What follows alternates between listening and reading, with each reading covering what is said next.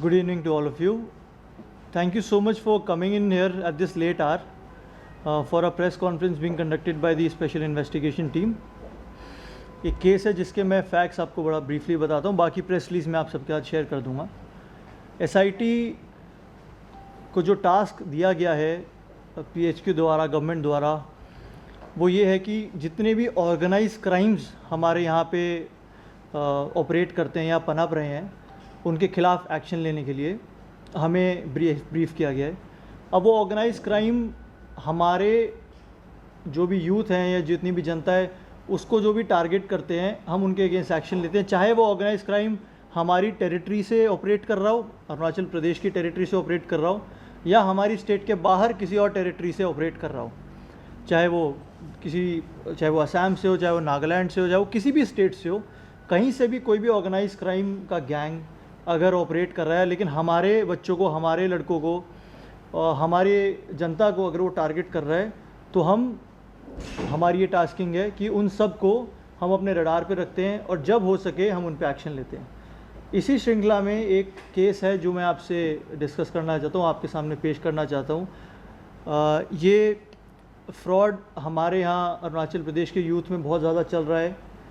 Broadly इसको employment fraud कहते हैं, लेकिन इसके कई सारे तरीके हैं करने के। जो एक सबसे ज़्यादा कॉमन तरीका है वो ये है कि कोई भी एक ऑर्गेनाइज क्राइम को चलाने वाला कोई एक इंसान इस तरह से प्रोजेक्ट करता है कि वो किसी कंपनी में काम करता है, चाहे वो गवर्नमेंट की कंपनी हो, चाहे वो किसी प्राइवेट कंपनी हो, और क्योंकि वो उस कंपनी में काम करता है तो वो ऐसा प्रोजेक्ट करता है कि उसके पास कुछ एम्प्लॉयमेंट कोटा है by virtue of being an employee of that company. जैसे हमारे वाले केस में एक व्यक्ति है जिसका नाम है मिस्टर दिव्यज्योति दास। वो हैं गुवाहाटी में वो रहते हैं और 30 साल की उनकी उम्र है।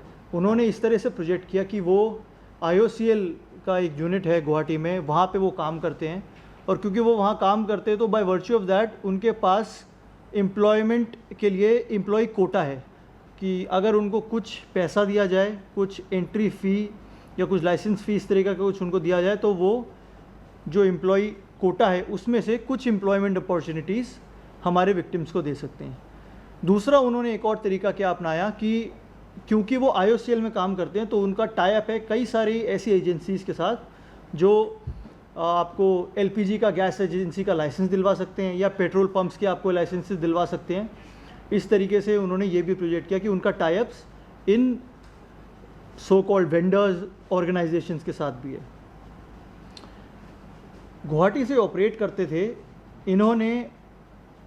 गुवाहाटी के और in and around Guwahati, Assam के भी कई सारे लोगों को फंसाया।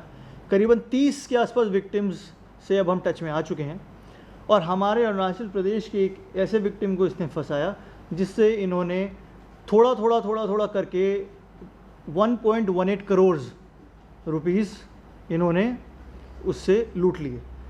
पहले 10 लाख, 15 लाख, 20 लाख, फिर चलो अभी इतना काम हो गया है तो 40 लाख और दे दो, 10 लाख और दे दो, इस तरह से करके 1.18 करोड़ उन्होंने लूट ली। जो बाकी जो 30 लोग हैं उनसे भी इन्होंने अराउंड 1.35, 1.4 करोड़ के आसपास इन्होंने लूट रखे हैं। तो टोटल हमारे पास अभी पौने तीन करोड़ की एक ऐसी अमाउंट है जो हमें अब तक इन 31 टोटल हमारे पास जो विक्टिम्स हैं उनसे आई है कि इतना पैसा इनसे लूटा गया है। आई एम वेरी श्योर कि हमारी इन्वेस्टिगेशन में आगे और भी ऐसे विक्टिम्स आएंगे। आपके माध्यम से मैं बोलना भी चाह रहा हूँ कि IOCL फ्रॉड करके अगर किसी भी हमारी जनता के किसी भी व्यक्ति के साथ IOCL फ्रॉड करके या IOCL एम्प्लॉयमेंट अपॉर्चुनिटी करके सो कॉल्ड ऐसा कोई फ्रॉड हुआ है, तो प्लीज़ SIT के पास ये केस है, आप हमारे पास प्लीज़ आइए, हमसे बात कीजिए। घबराने की ज़रूरत नहीं है। आपके पास जो भी, देखिए क्या विक्टिम का क्या रहता है कि चलो जो पैसा गया जो गया, आगे क्या करना है समझ नहीं आता है। बिल्कुल घबराने की ज़रूरत नहीं है।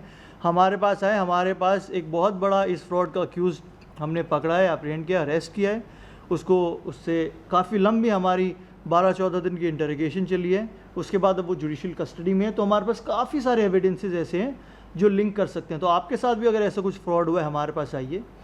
इस श्रृंखला में आगे क्या हुआ, जब हमने उनको पकड़ा तो इंटरोगेशन में हमें ये पता चला कि कुछ पैसा उन्होंने पुराने जो सो कॉल्ड विक्टिम्स हैं, क्योंकि उनको पे ऑफ करने के लिए दे दिया।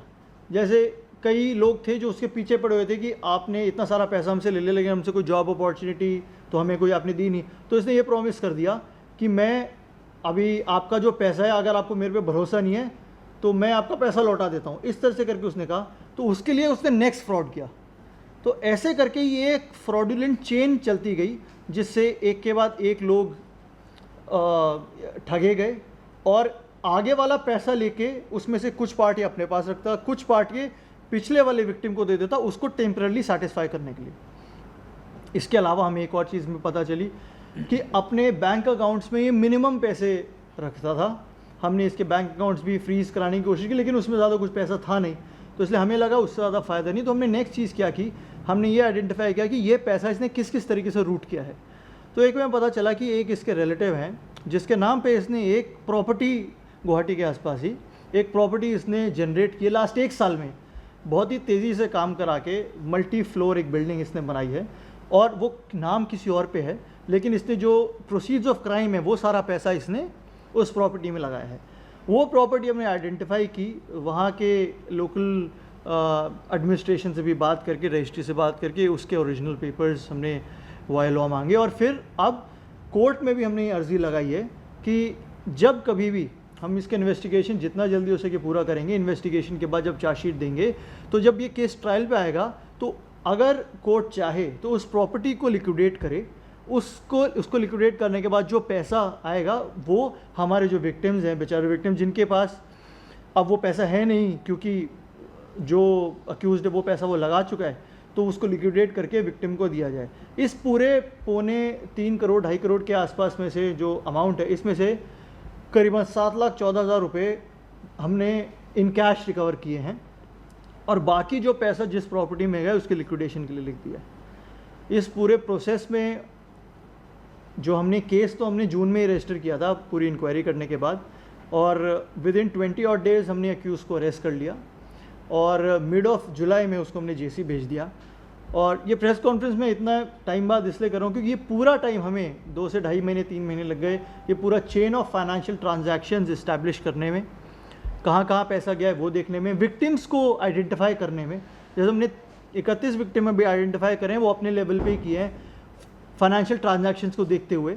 इसलिए आपके माध्यम से मैं दोबारा यही चीज़ कहता हूँ कि इतने विक्टिम्स हमें ऑलरेडी आइडेंटिफाई हो चुके हैं और भी जो विक्टिम्स हैं प्लीज़ सामने आए और हमें कॉन्टैक्ट करें। इसके अलावा हमें इससे कुछ सिम कार्ड्स, कुछ ड्राइविंग लाइसेंसेस, अकाउंट डिटेल्स और ये सब भी हमें बरामद हुए हैं, कुछ मोबाइल डिवाइसेस ये सब बरामद हुए हैं। कोर इसमें काम करने वाले ऑब्वियसली लाली साहब हमारे OCSIT हैं, उनकी डायरेक्शन के अंडर ये सारा काम हुआ है। और जो आईओ हैं इस केस के वो इंस्पेक्टर विजय हैं जो मेरे राइट साइड में हैं, इनके द्वारा एक टीम लीड की गई, वो के मुंगरे आप उधर देख सकते हैं, हमारे सब इंस्पेक्टर हैं। ये लोग थे जिन्होंने लगातार 2.5-3 महीने इस पर काम किया है। अरेस्ट करने के लिए भी एक बहुत ही कैलकुलेटिव रेड गुवाहाटी में माउंट की गई और उसके बाद उसको लाया गया, प्रॉपर लीगल प्रोसीजर्स फॉलो किए गए। और अब इस माध्यम से मैं ये कहना चाहता हूँ कि ये फ्रॉड ऐसा नहीं है कि आपको पता नहीं है ऐसा चल रहा है। कई बार हम थोड़ा थोड़ा पैसा दे के सोचते हैं कि हमें इस तरह का कोई एम्प्लॉयमेंट मिल जाएगा, लेकिन प्लीज़ मेरी आप सबसे गुजारिश है कि फ्रॉड को बड़े ही इनिशियल लेवल पे आइडेंटिफाई कीजिए। सब जनता से भी मैं यही कहना चाहूँगा कि अगर कोई आपसे 5-10 लाख रुपए मांग रहा है, देखिए एम्प्लॉई कोटा करके कोई चीज़ नहीं होती है। ये ज़रूर हो सकता है कि कोई किसी ऑर्गेनाइजेशन में काम करता है तो आपकी कहीं सिफारिश कर सकता है, ये बिल्कुल हो सकता है। कोई जानकार है तो कोई सिफारिश कर सकता है, आपको कोई इंटरव्यू दिलवा सकता है, ऐसी चीज़ें हो सकती हैं। लेकिन एम्प्लॉय कोटा जिससे आप कुछ पैसा दें और आपकी उसमें नौकरी लग जाए, ऐसा कोई कॉन्सेप्ट नहीं है। तो अगर ऐसा कोई आपको बता रहा है या फिर इस तरीके से आपसे कोई पैसे ऐंठने की कोशिश कर रहा है तो प्लीज़ शुरू से चौकन्ना हो जाइए, शुरू से ही इस फ्रॉड को इनिशियल स्टेज पे आइडेंटिफाई कीजिए। और ऐसी भी कोई अगर आपको कंप्लेंट आए तो प्लीज़ हमारे पास आइए, रूट तक इस फ्रॉड के हम जाएंगे। SIT के साथ यही एक मतलब हमारा ब्रीफ है कि ऊपर ऊपर से हम काम नहीं करते, रूट ऑफ द प्रॉब्लम को हम हिट करते हैं। उसमें थोड़ा टाइम ज़रूर लग सकता है, लेकिन जितने भी चेन ऑफ एविडेंसेस हैं वो प्रॉपर्ली मेंटेन और आइडेंटिफाई करने के लिए हमें थोड़ा सा टाइम ज़रूर लगेगा, लेकिन वी प्रॉमिस कि हम उसके रूट तक जाएंगे। तो आपके साथ भी अगर ऐसा फ्रॉड हुआ है, एक तो इनिशियली आइडेंटिफाई कीजिए, और अगर हो चुका है, आप कुछ पैसा दे चुके हैं, तो कृपया करके हमारे पास आइए। This is my brief. I am open to any questions from any media person out here. जैसे सर आपने मेंशन किया 31 विक्टिम्स है अभी यहाँ से, तो जी सर हम जानना चाहेंगे कि किस तरीके से एसआईटी टीम को, आपकी टीम को पता चला, वो थोड़ा सा ब्रीफ कर दीजिए। जी, देखिए जो ऑपरेशनल डिटेल है वो मैं इतना शेयर नहीं कर पाऊँगा, बट मैं ब्रॉडली आपको बताता हूँ कि जब हमारे पास एक विक्टिम आए और हमने उनके फाइनेंशियल ट्रांजैक्शंस देखी, देखिए कई सारी ट्रांजैक्शंस कैश में होती हैं, कई सारी बैंक अकाउंट्स के द्वारा होती है, कई एनईएफटी के द्वारा होती हैं, कई चेक पेमेंट्स होती हैं। सबको ट्रेस करते हुए हमें ये पता चला कि ये सारा पैसा जिस जगह डेस्टिनेशन पे जा रहा है वहाँ से अलग अलग जगह जा रहा है। जैसे अक्यूज़ के पास आके वो पैसा कई जगह डिस्ट्रीब्यूट हो गया। अब हम जहाँ जहाँ डिस्ट्रीब्यूट वो पैसा हुआ उन सबको हम टच करने लगे, उन नोट्स को टच करने लगे, उनसे इंटरोगेशन करने लगे। तब हमें पता चला कि जिन जिन के पास जा रहा है, शुरू में तो हम ये सोच के चलते हैं कि सारे अक्यूज़ड हैं, कि अगर इसके पास पैसा गया और इससे बाकियों के पास पैसा गया तो सारे कॉन्स्पिरेसी में हैं। लेकिन इतने लोगों से हमने इंटरोगेट किया, इतने लोगों से हमने बातचीत की, तो हमें पता चला कि आधे से ज़्यादा लोग उसमें से खुद विक्टिम्स हैं, क्योंकि उनको ये पैसा तब गया है जब उनसे ऑलरेडी पैसा लूटा जा चुका है। तो इस तरीके से करके हमने 30-31 लोग जो है आइडेंटिफाई किए हैं। लेकिन अब वो जो चेन है वो ऑलमोस्ट एग्जॉस्ट हो चुकी है। जहाँ जहाँ पैसा गया था, हो सकता है पहले कुछ इन्होंने पैसा लिया हो अकाउंट में, वो कहीं और गया हो, या कैश पेमेंट कुछ लियो वो कहीं और गई हो, तो वो अभी हमें उसका आइडिया नहीं है। इसलिए हम चाहते हैं कि और विक्टिम जो IOCL फ्रॉड के नाम से अगर किसी को ठगा गया है तो वो हमारे सामने अब आए। सर आपने बताया कि जून को केस रजिस्टर हुआ, जी। तो सर ये बता पाएंगे कि फर्स्ट यहाँ पे विक्टिम कब आया था, वो बता पाएंगे? हाँ, डेफिनेटली हमारे पास जो विक्टिम है जिनके साथ सबसे ज़्यादा फ्रॉड हुआ अराउंड 1.18 करोड़ का, वो जून के महीने में ही, जून के शुरू में हमारे पास आए। तो हमें इनिशियल इंक्वायरी करने में करीबन 7-8 दिन लगे, 10 दिन लगे। उसके बाद हमने केस रजिस्टर कर लिया। तो सर एज ऑफ नाउ कितने लोगों को अरेस्ट हुआ है? अभी इसके अंदर जो इसका फ्रॉड का जो मेन ऑर्गेनाइज क्राइम का कॉन्स्पिरेटर है मिस्टर दिव्यज्योति दास, वो अरेस्ट हुए हैं। 4 और ऐसे लोग हैं जो अभी हमारे रडार पे हैं। अभी हमें ये देखना है कि कितना पोर्शन अक्यूज है, कितना पोर्शन विक्टिम है। मतलब हम उनको अननेसेसरीली अरेस्ट भी नहीं करना चाहते हैं। तो हमें ये ज़रूर चेक करना है कि वो अक्यूज़ तो हैं, लेकिन क्या उनके साथ भी इसी तरीके से फ्रॉड हुआ है। अगर हुआ है तो we will take a lenient view. तो अभी जो मेन कॉन्स्पिरेटर है जो इस पूरे फ्रॉड को रन कर रहा था, उसको अरेस्ट किया गया इसमें। ये एसपी साहब, ऐसा होता है बहुत, क्योंकि आप SIT में है तो आपको बहुत ज़्यादा जानकारी होगा। ईटानगर में भी, अरुणाचल में भी, अभी साइबर क्राइम पुलिस स्टेशन भी खुल गया PHQ में जी। ऐसा केसेस काफ़ी आता होगा ना, जो लोगों को पैसा दे करके लाइसेंस देगा बोलता है जी। क्योंकि अभी आप IOCL का बात कर रहे हैं, गैस एजेंसी, पेट्रोल पंप, ये तो चलते रहता है, और भी अन्य प्रकार का होता होगा।